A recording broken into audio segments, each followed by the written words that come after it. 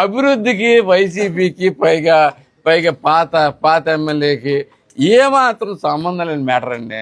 ఆయనే చెప్పుకోండి నేను అభివృద్ధి చేశాను బేసిక్. మనం ఇంక దాని గురించి మాట్లాడాల్సిన అవసరం చర్చ ఎందుకు?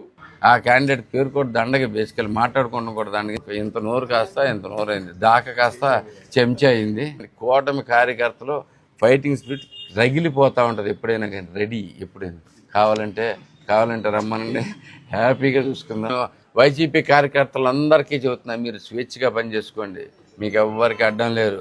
దీంట్లో అరాచకాలు మాత్రం చేయకండి, అదొక్కటే నేను కోరుకునేది. జైలుకి ఎందుకు పంపిస్తారంటే ఇలాంటి దుర్మార్గుని ఈయనైతే వెళ్ళాలని రెడీగా ఉన్నట్టున్నాడు. వెళ్తే నాకు కూడా పెరుగుద్దని అనుకుంటున్నాడు. ఈ మధ్య జైలుకి వెళ్తేనే కొద్దిగా వాల్యూ పెరుగుద్ది. ఈ మధ్య ఎవరు పట్టించుకోవట్లేదనే ఉద్దేశంతో ఏమన్నా ఉండి గొప్పని ఆ జైలుకి వెళ్తా అంటున్నాడు.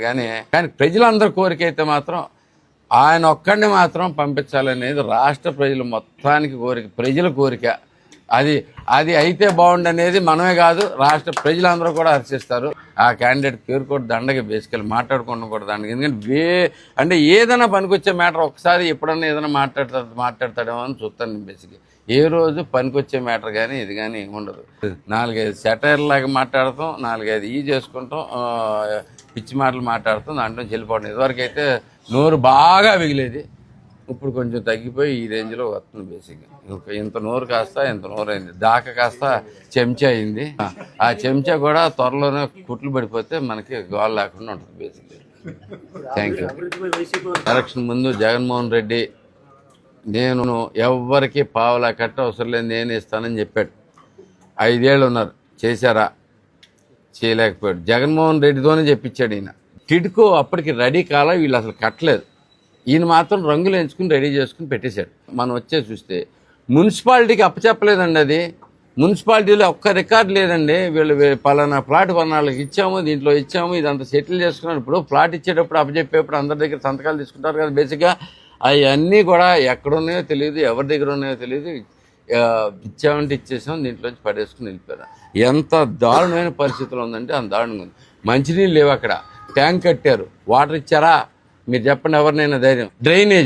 డ్రైనేజీలు ఎంత దారుణంగా తయారైనాయో చూసారా? ఏ సిస్టమ్ అక్కడ లేదు. మీరు చూసుకుంటే స్ట్రీట్ లైట్స్ లేవు. బేసికలీ ఏది చూసినా కానీ మొత్తం అంతా నాశనం ఉంది. హార్ట్ మ్యాచ్ చేసుకుని ఎవరినైనా కానీ చెప్పమని, టిడ్కోలో ఉండేవాళ్ళనైనా కానీ ఎవరినైనా కానీ ఆ చెత్త తీస్తామన్నా చేశారా? ఎప్పుడన్నా చెత్త తీస్తానికి పీపుల్ అన్నీ అరేంజ్ చేశారా? అదంతా ఎవరు చేశారు?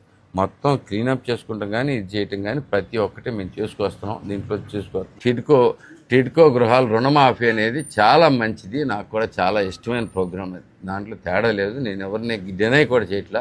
నేను దాని గురించి దూరంగానే జరిగిపోవట్లా, స్పష్టంగా చెప్తున్నాను. కాకపోతే అది ఇక్కడ సెంట్రల్ గవర్నమెంట్ దగ్గర నుంచి కూడా మనం తీసుకుని మొత్తం అందరూ సెంట్రల్ గవర్నమెంట్, స్టేట్ గవర్నమెంట్ అన్నీ కూర్చొని చేయాల్సిన విషయం అది.